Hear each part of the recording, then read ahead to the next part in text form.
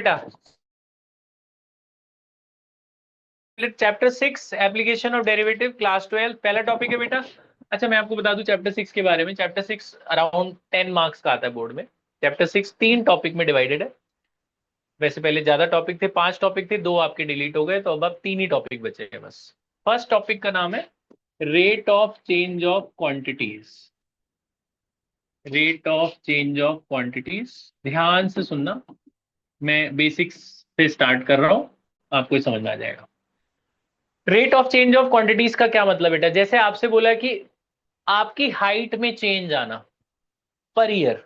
आपकी हाइट जो है हर साल, मान लो पिछले 7-8 सालों में अराउंड 1 सेंटीमीटर बढ़ रही है पर साल। पर ईयर आपकी हाइट कितनी बढ़ रही है? 1 सेंटीमीटर। तो ये आपकी हाइट का रेट ऑफ चेंज है। तो इसको ऐसे लिखेंगे, dh/dt। Rate of change of height with respect to change of height with respect to change in time. तो आपकी हाइट में कितना चेंज आया? 1 सेंटीमीटर हर साल। ठीक है, rate of change of height dh/dt। ऐसे बोले जी, बताओ कि अगर कोई सर्कल है, उसका एरिया चेंज हो रहा है, एरिया इंक्रीज होता जा रहा है, एरिया में कुछ चेंज हो रहा है, तो rate of change of area कैसे लिखेंगे? dA/dt। Rate of change of radius कैसे लिखोगे? dr/dt।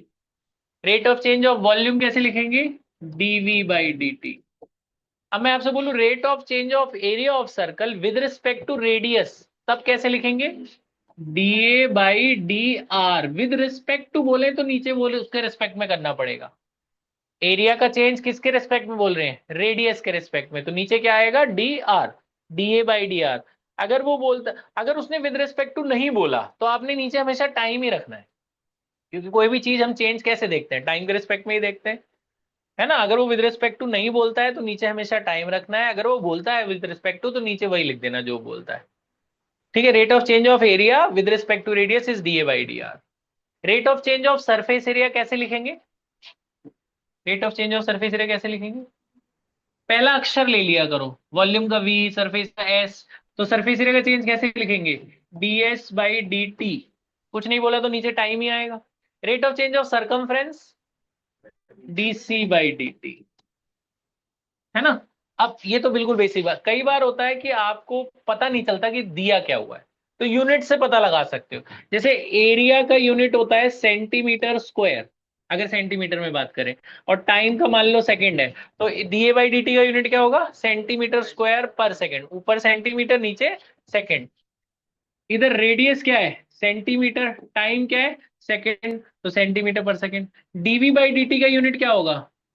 Centimetre cube. वॉल्यूम की यूनिट क्या होती है? Centimetre cube. टाइम की यूनिट क्या है? सेकंड। तो dV/dt की यूनिट क्या हुई? Centimetre cube per second. समझ आ रहा है? ठीक है। अच्छा, ds/dt की यूनिट क्या हुई?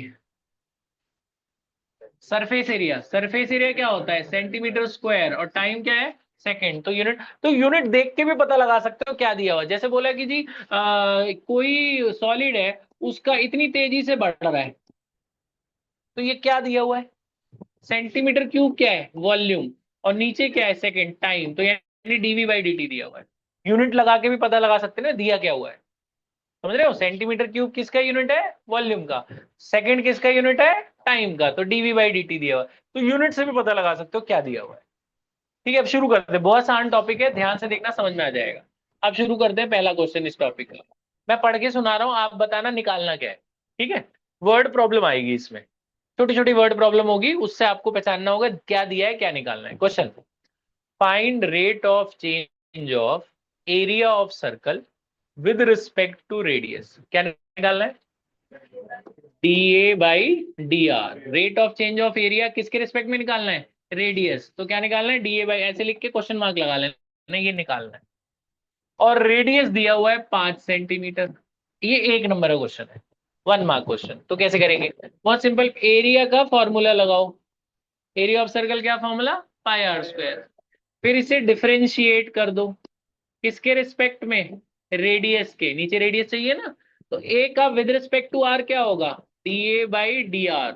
ए का differentiation with respect to R क्या होगा? dA/dr। अब आर स्क्वायर का वैसे ही होगा जैसे एक्स स्क्वायर का होता है। आर स्क्वायर का डिफरेंशिएशन क्या होगा? 2r। जैसे एक्स स्क्वायर का होता है, एक्स स्क्वायर का क्या होता है? 2x।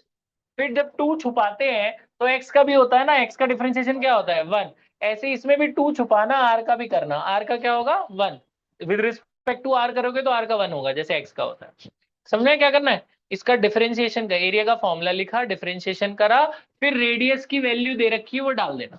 रेडियस की वैल्यू कितनी है 5, तो रेडियस की जगह 5 डाल दिया। 5 टू का कितना हो गया 10, तो 10 पाई आ गया। तो एरिया का चेंज कितना आया 10 पाई। यूनिट, यूनिट बताओ।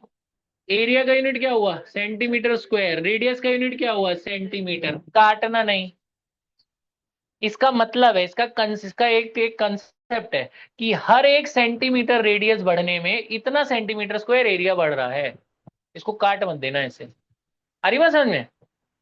इसका कंसेप्ट है। ठीक है, क्या करा, बस एक नंबर का है। फॉर्मूला लगाया, डिफरेंशिएशन करा, वैल्यू डाल दी, खत्म। ठीक है। अच्छा, अब थोड़ा और आगे बढ़ते हैं। बताना मुझे क्वेश्चन 2। फाइंड, इसमें क्या था, find rate of change of area of circle with respect to radius. अगला, find rate of change of area of circle. बस क्या निकालना है, डीए बाई डी टी। कुछ नहीं देते तो नीचे क्या आएगा time. If radius is increasing, radius is increasing at this rate, ये क्या दिया हुआ है, रेडियस का चेंज दिया हुआ है, यानी क्या दिया हुआ है D R by D T. Radius इतनी तेज बढ़ रहा है तो D R by D T दिया हुआ है, और रेडियस की वैल्यू भी दी हुई है 10 सेंटीमीटर।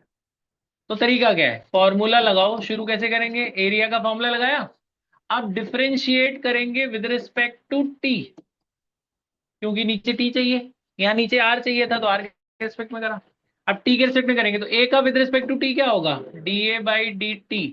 अच्छा, जब तुम वाई स्क्वायर का डिफरेंशिएशन करते थे तो कैसे करते थे विद रिस्पेक्ट टू एक्स, बोलो क्या करते थे 2y, फिर 2 छुपाते थे, y का 1 तो नहीं होता था, y का क्या होता था dy बाई डी एक्स। समझ रहे हो, y तो ऐसे ही आर स्क्वायर, पाई तो ऐसे ही रहेगा, आर स्क्वायर का क्या होगा, फिर 2 छुपाओगे r का 1 नहीं होगा अब, क्योंकि विद रिस्पेक्ट टू t कर रहे हो। तो 2 छुपाओगे r का क्या होगा D R by D T. समझ रहे हो, विद रिस्पेक्ट टू r करोगे तो r का 1, विद रिस्पेक्ट टू t करोगे तो r का क्या होगा D R by D T. समझ रहे हो, यहाँ 1 क्यों हुआ, क्योंकि D R by D R हो गया, वो तो 1 ही हो गया, है ना, ये विद रिस्पेक्ट टू टी कर रहे हैं, तो ये फर्क है इसमें और इसमें। तो आर स्क्वायर का यहाँ 2r होगा, फिर 2 छुपा के r का भी होगा, r का क्या होगा D R by D T. अब वैल्यू डालो, r की वैल्यू कितनी है 10, r की वैल्यू 10 है, D R by D T कितना है 3, कितना हुआ 60। अच्छी बात क्या है कि पाई में आंसर छोड़ सकते हो, पाई डालने की जरूरत नहीं है। तो ये d A by D t आ गया, इतना centimetre square per second, centimetre square per second. आए समझ में, बहुत सिंपल सिंपल क्वेश्चन है। ये 1 नंबर का है, ये 2 नंबर का है, ज्यादा कोई फर्क है नहीं। ठीक है, अगला बताना मुझे है क्वेश्चन 3, ध्यान से देख के बताना। If the rate of change of volume of a sphere is 500, क्या दे रखा है Pulkit, rate of change of volume of sphere is 500 centimetre cube per second. क्या दिया हुआ है, वॉल्यूम का चेंज दिया हुआ है, क्या दिया हुआ है डीवी बाई डी टी दिया हुआ है। ध्यान से सुनो, वॉल्यूम का चेंज दिया हुआ है तो क्या दिया हुआ है डीवी बाई डी टी। उसने बोला how fast the radius is increasing, क्या निकालना है D R by D T. Volume का चेंज दे रखा है, किसका चेंज निकालना है रेडियस का change. Also find how fast is surface area is increasing, दो चीजें निकालनी है, दो पार्ट। और रेडियस की वैल्यू दे रखी है 3, मुझे समझ में आ गया, उसका भी चेंज निकालना है, इसका भी। तो पहले वॉल्यूम का फॉर्मूला लगाएंगे, स्फेयर के वॉल्यूम का क्या फॉर्मूला 4/3 पाई आर क्यूब, वो फॉर्मूले हमें 10th वाले याद करने पड़ेंगे। वॉल्यूम का क्या फॉर्मूला 4/3 पाई आर क्यूब। अब इसे डिफरेंशिएशन करो विद रिस्पेक्ट टू टी, तो v का विद रिस्पेक्ट टू टी क्या होगा dv by D T. R cube का क्या होगा 3r स्क्वायर, फिर 3 छुपाओगे आर का भी करोगे, आर का क्या होगा D R by D T. ये ध्यान रखना, दोबारा आर का भी करना है। अब जो जो पता है डाल दो, 3 से 3 कट रहा है, डीवी बाई डी टी पता है कितना 500, 4 पाई, आर की वैल्यू पता है कितना है 3, आर की जगह 3 डाल दो, तो यहाँ से D R by D T निकल जाएगा ना, 4 से ये 500 कट जाएगा, कितना होगा 125, 125 अपॉन 9 पाई। तो ये मिल गया ना पहले का answer, D R by D T पूछा था ना उसने, पहला मिल गया। सेंटीमीटर पर सेकंड यूनिट लिख देना, यूनिट जरूर लिखना, आधे नंबर काटते हैं। फिर क्या निकालना है, सरफेस एरिया का चेंज। तो सरफेस एरिया का फॉर्मूला लगाओ। सरफेस एरिया का क्या फॉर्मूला होता है, 4 पाई r स्क्वायर। जिसका चेंज निकालना है उसका फॉर्मूला लगाओ अगर होता है तो फॉर्मूला लगाने के बाद डिफरेंशिएट कर दो, differentiate with respect to T. बताओ एस का विद रिस्पेक्ट टू टी क्या होगा, ds/dt। आर स्क्वायर का डिफरेंशिएशन क्या होगा, 2r। फिर आर का भी होगा ना, dr/dt।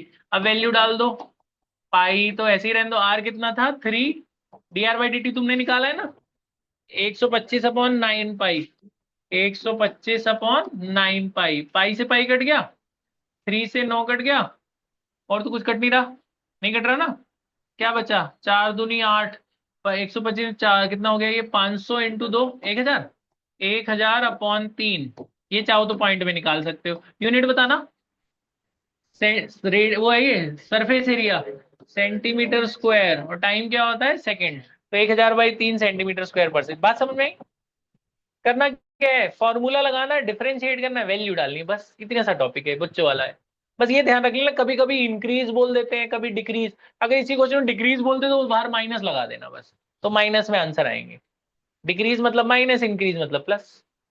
ठीक है, जिसके फॉर्मूले आपको नहीं आते मैं बताता हूं, अभी आप शुरू हो जाओ, 1 से लेकर 9 तक कर लो क्वेश्चन नंबर। एक्सरसाइज 6.1, इसमें से कुछ नोट ही नहीं करना, आप सीधा एक्सरसाइज 6.1 निकालो, क्वेश्चन 1 से क्वेश्चन 9 कर लो जल्दी से। पॉज कर दे बेटा, फिर उसके आगे बताता हूँ मैं। पॉज।